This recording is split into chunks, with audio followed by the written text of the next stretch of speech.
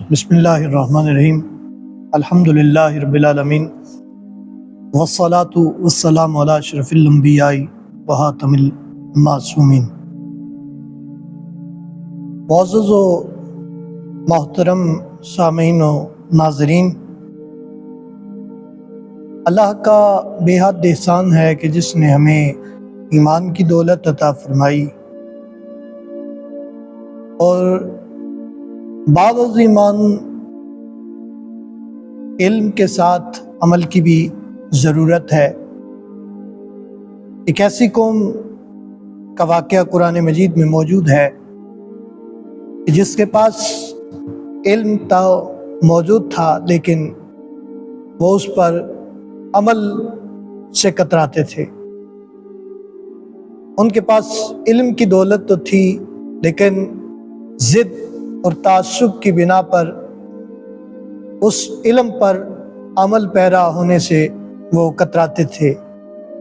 معزز و محترم ناظرین، ہم آج سورہ بقرہ شریف کی آیت نمبر 75 سے لے کر 79 تک 79 تک تلاوت کرنے کا شرف حاصل کریں گے۔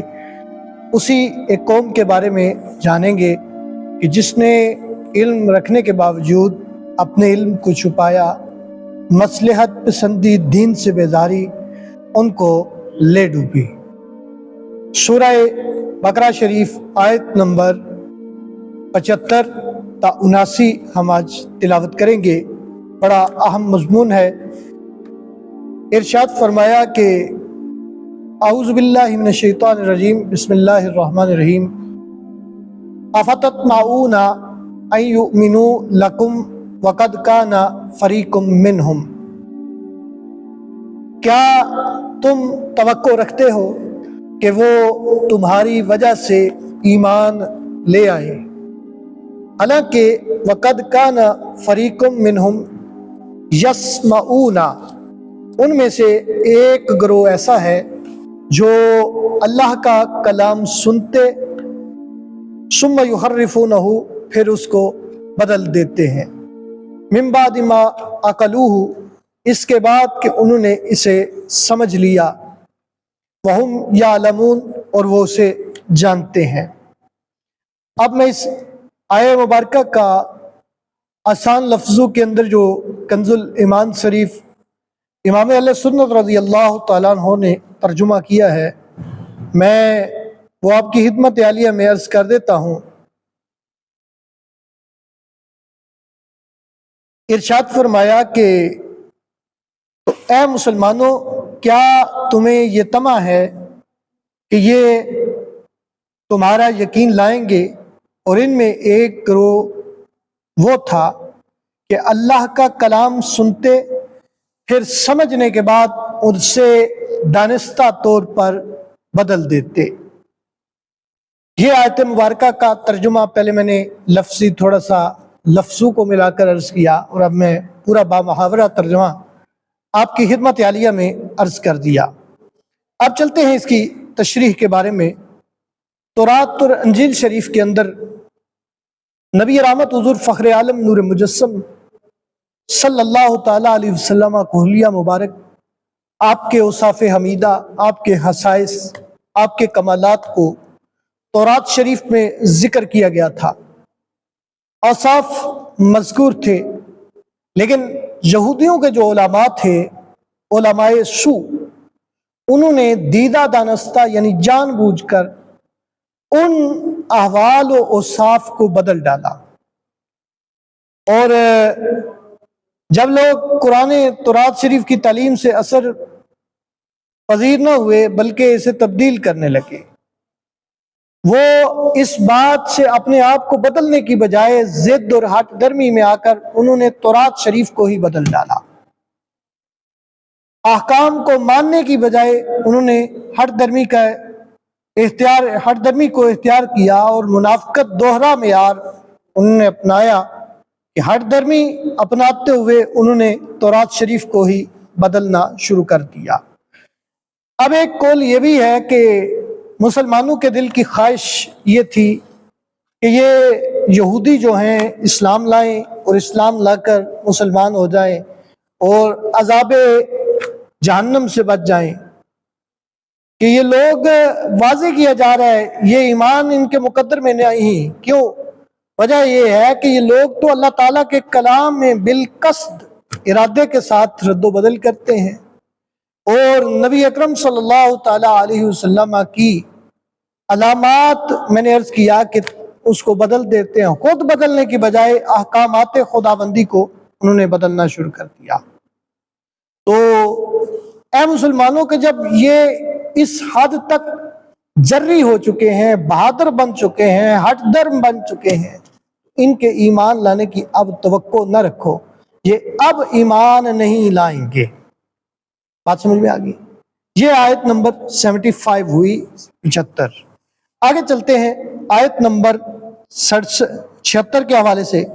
इरशाद फरमा वाइजा, और जब लकुल लजीना आमनु मुसलमानों से मिले, कालू आमन्ना तो कहें हम ईमान लाए, व इज़ा खला बादुहुम इला पादिन, और जब एक दूसरे के साथ मिले, आपस में अकेले हों, तो कालू अतुहद्दिसूनहुम बिमा फतहल्लाहु अलैकुम लियुहाज्जूकुम बिही इंद रब्बिकुम, बिमा फतहल्लाहु अलैकुम।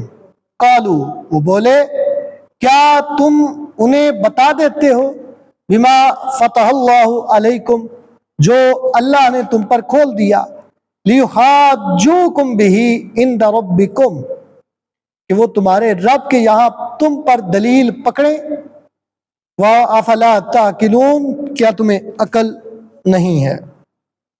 इस आयत मुबारका के अंदर मुनाफिक जो हैं वो यहूदी, कुछ यहूदियों के कुछ मुनाफिकीन मुसलमानों के आप पास आते तो इतराफ़ करते कि पैगम्बर इस्लाम हुज़ूर नबी पाक सल्लल्लाहु अलैहि वसल्लम की ज़ात बरकत बबरहक है, इस्लाम एक सच्चा दीन है, इस्लाम सच्चा मज़हब है। लेकिन जब आपस में वो बैठते तो मजहब और तौरात के राज, तो कहते कि तुम अपने मजहब और तौरात के राज मुसलमानों पे अफशा कर रहे हो, जो कुरान मजीद फुरकान हमीद में लिखा है, तौरात शरीफ में तौरात में जो लिखा है वो तुम लोगों के सामने बयान करते हो। इससे तो ये होगा कि तुम्हारे रब के कलाम यानी तौरात की बुनियाद पर वो तुम्हारे खिलाफ हो जाएंगे, दुनिया और आखिरत में दलाल पेश करेंगे। अकल से काम लो, ऐसा ना किया करो। अब ये उन लोगों का मामला था। तो पादरी उलमा जो थे उनसे मिलते तो वो कहते हैं जनाब आप क्या कर रहे हैं, डांटते उन्हें, तुम ये क्या गजब कर रहे हो, अपना भेद मुसलमानों को बता रहे हो, वो तो हमारे दुश्मन है माज़अल्लाह। तौरात की इन आयात की मुसलमानों को खबर न दो, वरना तुमको क़यामत में वो पकड़ेंगे और पकड़ कर कहेंगे कि तुम्हारी दलीलें थी, दुनिया में तुम दलीलें दिया करते थे, ये तुम्हारी दलील, अब बताओ फिर तुम ईमान क्यों नहीं लाए। ठीक है, पादरी उन्हें कहते थे कि जनाब आप ना बताया करें कि उन्हें क्या मामला है, क्या मसला है, ये मामले उनके सामने जाहिर न किया करें। ठीक हो गया। अब आगे चले कुरान मजीद फुरकान हमीद में आगे इरशाद फरमाया, वमिनहुम अवला यअलमूना अन्नल्लाह यअलमु मा युसिर्रूना व मा युअलिनून। अवला यअलमूना, क्या वो नहीं जानते, अन्नल्लाह यअलमु, बेशक अल्लाह जानता है, मा युसिर्रूना, जो वो छुपाते हैं, व मा युअलिनून, और जो वो जाहिर करते हैं। इस आयत मुबारका के अंदर एक बड़ा खूबसूरत बात कि उन्होंने हुजूर अलैहिस्सलाम की सिफात को जानते थे, लेकिन हुजूर अलैहिस्सलाम हुजूर फख्र आलम नूर मुजस्सम सल्लल्लाहु अलैहि वसल्लम के अहकामात को छुपाते थे। सरकार के औसाफ़े मुबारका थे, औसाफ़े हमीदा थे, उन्हें छुपाते थे। तो उन्हें कहा गया तुम नहीं जानते معرفت نہیں ہے تمہیں کہ تم اللہ اور اس کے رسول کے احکامات کو چھپا رہے ہو، اور اللہ تو اس کو جانتا ہے، کہ جو تم چھپاتے ہو۔ اس سے ان لوگوں کو بھی عبرت حاصل کرنی چاہیے جو نام نہاد خود کو مسلمان کہتے ہیں، لیکن نبی پاک صلی اللہ علیہ وسلم کے اوصاف حمیدہ کا ذکر پاک ہو تو وہ لوگوں کو روکتے ہیں، نہیں جی ادھر حضور کی بات نہیں کرنی جی۔ ٹھیک ہے، بات سمجھ میں آگے یا نہیں آئی؟ آگے چلتے ہیں، اگلی آیت مبارکہ، آیت نمبر 78۔ ارشاد فرمائے وَمِنْهُمْ، ان میں سے، امیون، کچھ ان پڑھ ہیں، لا یعلمون الکتاب، جو کتاب کو نہیں جانتے، الا امانیہ، ما سوائے من گڑت باتوں کے، وَإِنْهُمْ إِلَّا يَظُنُّونَ، وہ صرف گمان میں پڑے ہوئے ہیں، وہ صرف گمان میں پڑے ہیں۔ اب امیون، امی کی جمع ہے، اس کا مطلب ہے ان پڑھ لوگ۔ لیکن یہاں یہ بات یاد رکھیے، جب نبی پاک صلی اللہ علیہ وسلم کے لیے یہ امی کا لفظ بولا جائے گا تو وہاں مراد امی نہیں ہوگا، وہ معنی ان پڑھ والا نہیں ہوگا۔ تو نبی پاک صلی اللہ علیہ وسلم کے مفسرین نے بڑے وجوہات بیان کی تھی، اس کے بڑے معنی بیان کیے ہیں۔ کہتے ہیں ایک معنی یہ ہے امی کا، ماں والا رسول، مائیں تو سب رسولوں کی ہیں، لیکن مفسرین لکھتے ہیں کہ جس طرح کی ماں رسول اکرم حضور فخر عالم نور مجسم صلی اللہ تعالی علیہ وسلم کی ہے، کائنات کے اندر کسی بھی نبی کی ماں ایسی نہیں ہے۔ 1,00,000 تقریباً 24,000 کے کم و بیش انبیاء کرام، ان کی مائیں اس مرتبے کی نہیں، اس مراتب کو نہیں پہنچی جو رسول اکرم صلی اللہ علیہ وسلم کی والدہ محترمہ کو حاصل ہے۔ تو اب انہوں نے جو زبانی پڑے ہوئے تھے،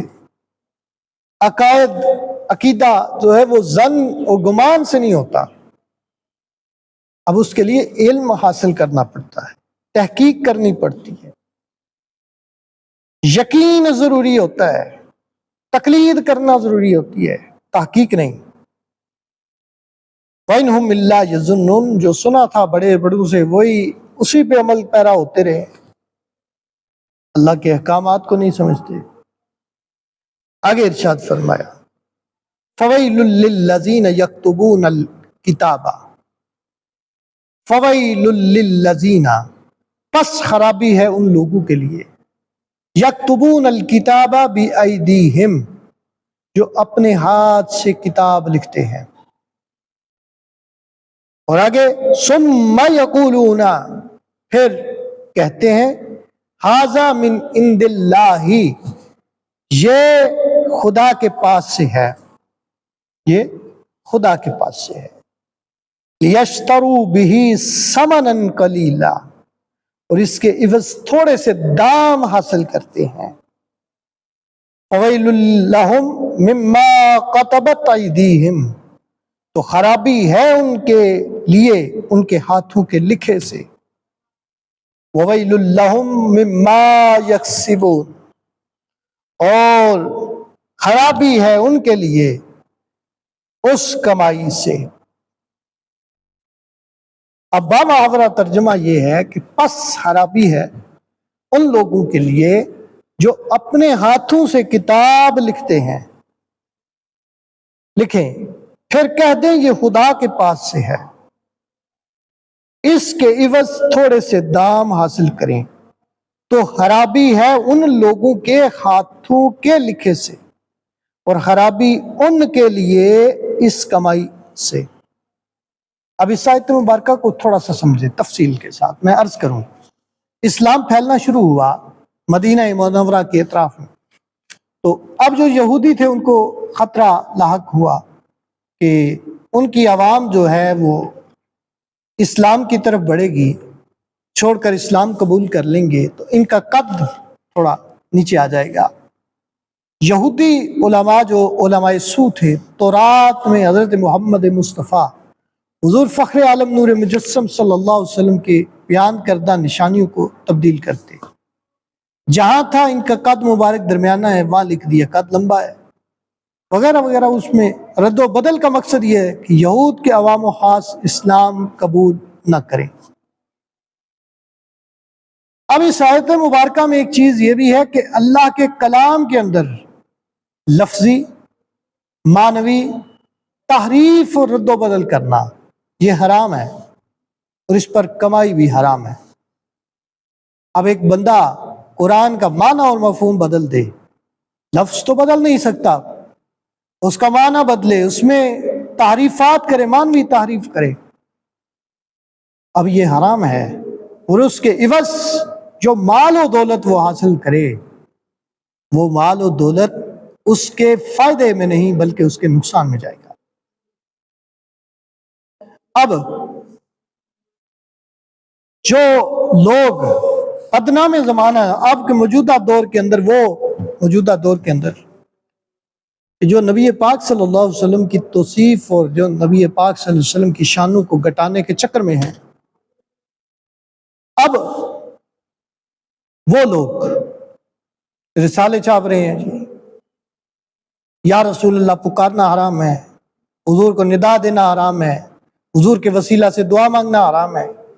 یہ عظمتوں اور رفتوں کو کم کرنے کی کوشش، ناکام کوشش کر رہے ہیں، ناکام عزائم کر رہے ہیں۔ لیکن جو دیا رب جلاتا ہے وہ دیا کسی کی پھونکوں سے نہیں بجھتا۔ اب یہاں پہ یہ بات بھی یاد رکھیں، میں آخر میں آپ سے یہ بات بھی عرض کروں ان آیات کے حوالے سے۔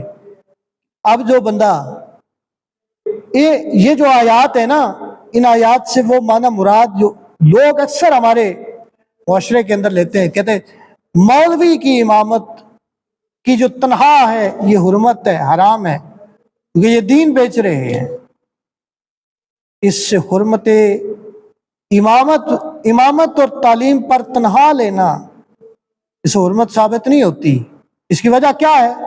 خلفائے راشدین جو بہترین دور کے مالک تھے، ان کے دور مبارک میں دینی ذمہ داریوں پر تنخواہ مقرر کی جاتی تھی، مؤذن کو تنخواہ دی جاتی، امام کو تنخواہ دی جاتی، اور یہاں تک میں امام سیدنا امیر معاویہ رضی اللہ تعالیٰ عنہ کے بارے میں پڑھ رہا تھا کہ سیدنا امیر معاویہ رضی اللہ تعالیٰ عنہ محدثین کی ایک جماعت تیار کی، اس کو معاوضہ دیا کرتے تھے۔